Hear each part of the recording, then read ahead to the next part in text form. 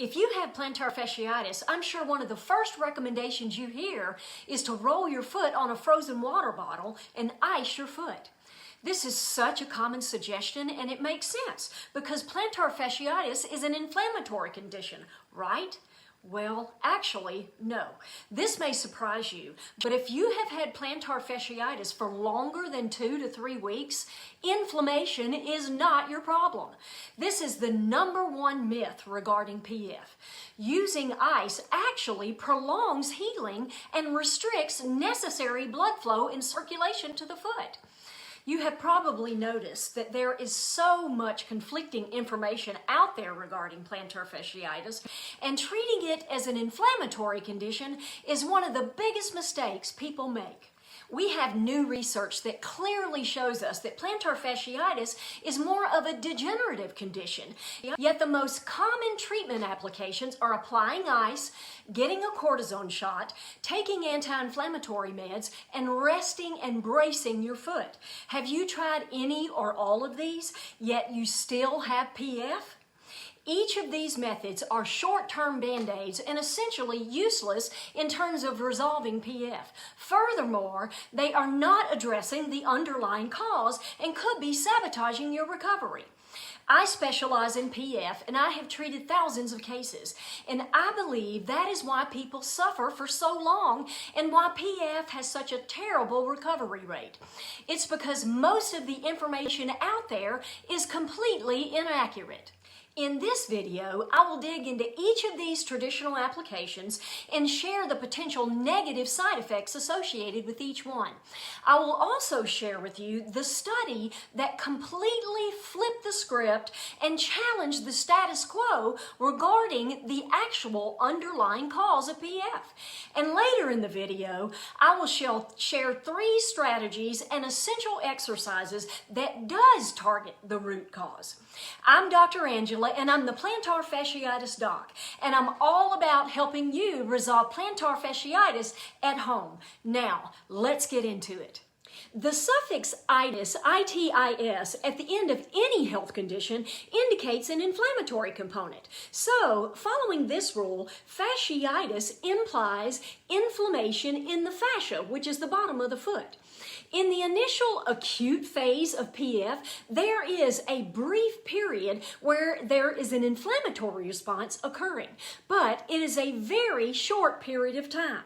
About a decade ago, a prominent podiatrist, Dr. Harvey Lamont, began to notice that his patients were not responding to any of his treatments.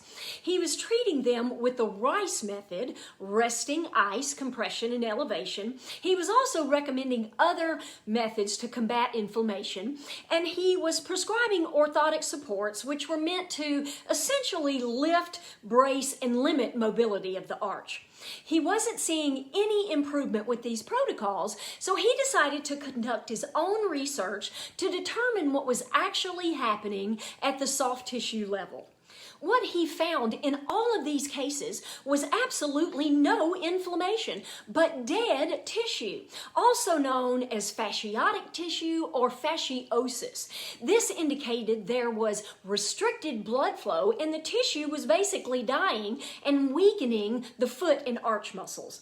What he discovered was that a muscle called the adductor hallucis was shifted and cutting off the blood supply to the foot. He also determined that the primary cause of the shift, and this is important, was an inward movement of the big toe from wearing footwear that tapers at the toe, like this one, for example. This was a groundbreaking discovery, and it changed the way we understand plantar fasciitis forever.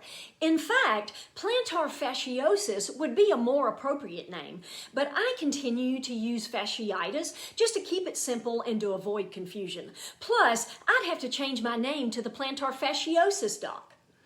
So, why is all this sciencey stuff important to you? Because if we continue to treat PF with anti-inflammatory measures and the condition is not inflammatory, do you see the problem here? The result is months and even years of foot and heel pain. As I mentioned earlier, I wanted to share with you more reasons to avoid some of the most common treatments for PF.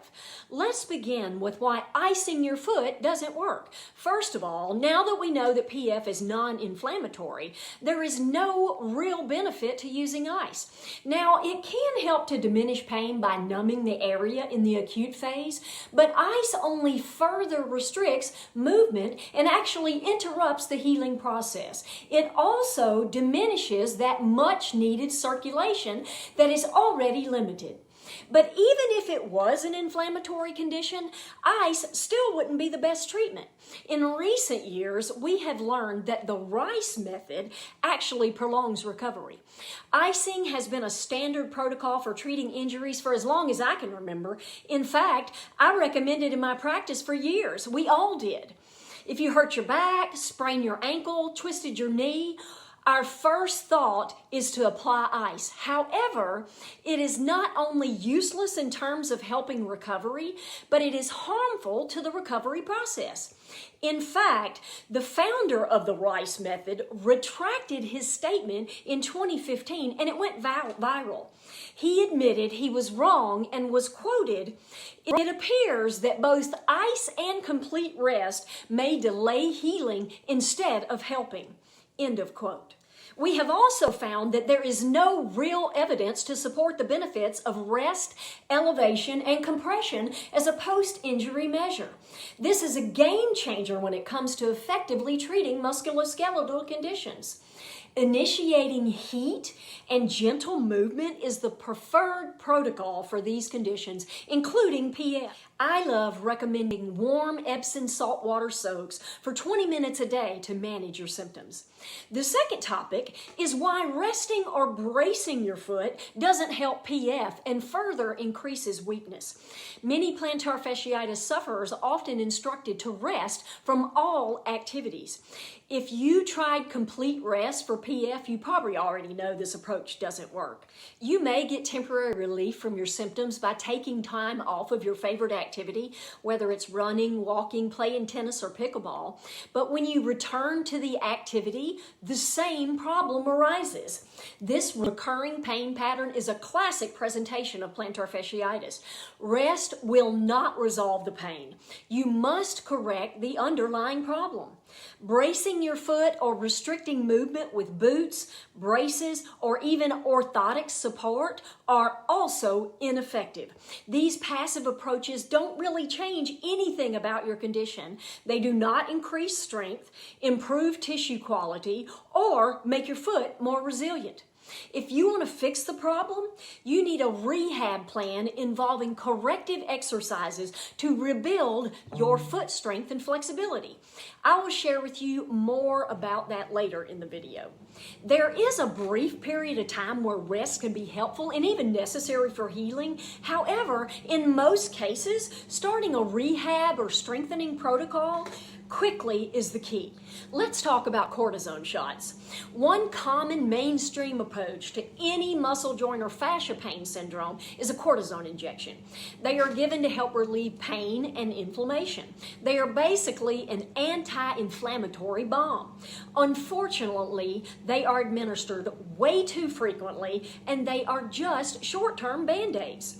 And in the case with PF, we already know that there's likely no inflammation to diminish, so there is no doubt that you can receive symptom relief. However, it can come with some considerable side effects. The downsides to cortisone injections: number one, it's a short-term band-aid and it only masks symptoms and is not correcting the root cause. Sure, you may see some diminished pain relief, but nothing beyond that. The pain will return if the underlying cause is not addressed. Number two, there is tissue breakdown and weakness that can occur. Injections can cause the tissues to begin to deteriorate, and this leads to further weakening and recurrence of the condition. So, in my opinion, the negative side effects outweigh the benefits. It's the same principle regarding taking anti-inflammatory meds.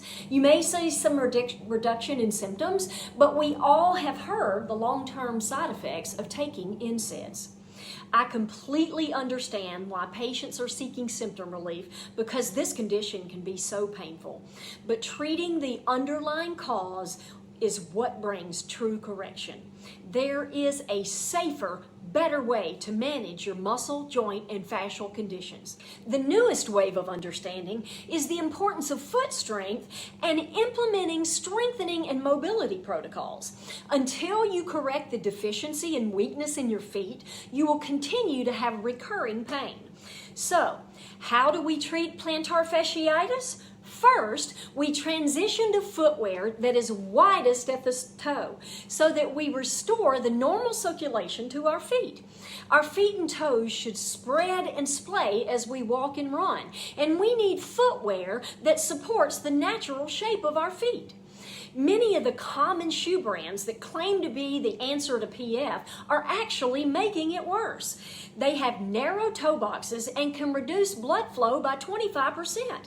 You can imagine how damaging this can be to your feet over time. The shoe industry is making millions off of people with PF. Shoes with excessive cushioning and built-in arch supports are contributing to your problem.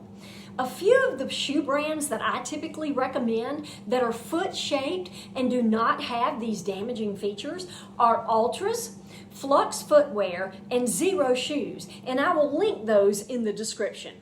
The other focus is restoring the weakness and deficiencies with targeted corrective exercises. I offer a free guide that includes these protocols to resolve plantar fasciitis at home, so be sure you download that. You can find the link below. As I mentioned earlier, I wanted to share with you 3 strategies and a couple of exercises that will help to strengthen your foot and lower leg that target the true cause of your PF. The first exercise is calf raises with a ball between your heels. This helps to strengthen your foot intrinsic muscles that I like to call your foot core.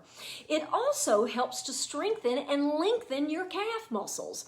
Having flexible calf muscles is imperative for correcting plantar fasciitis. I have another video with more details on how to restore calf flexibility and ankle mobility. Be sure you take a look at that one. Standing on a stair step, place the ball between your heels. Squeeze the ball as you lower your heels. Squeezing the ball activates and strengthens one of the most important muscles to restore your arch muscles called the posterior tibialis.